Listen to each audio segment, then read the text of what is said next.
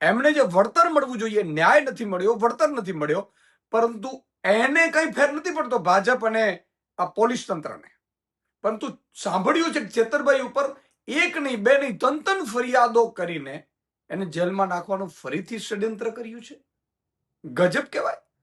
તમે એ આદિવાસી વિસ્તારના મજબૂત નેતા છે, આદિવાસીઓ માટે લડે છે, એ આદિવાસી એમના ભાઈઓ જે મજૂરો શ્રમિકો છે એમના માટે અવાજ ઉઠાવવા કંપની પાસે વળતર માંગવા જાય, એ શું ગુનો બની ગયો છે?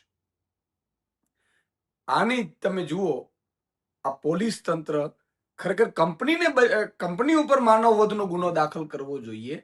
મેં સાંભળ્યું છે કે જીપીસીબીએ તો ક્લોઝર નોટિસ પાઠવી છે કે ભાઈ પૂરતા સેફટીના સાધનો નથી, તો પછી એમના ઉપર સાધનો નથી, તો એમાં જે હત્યાઓ એટલે મૃત્યુ થયા એના માનવ વધનો ગુનો દાખલ થવો જોઈએ, પણ એ ન લગાડ્યું.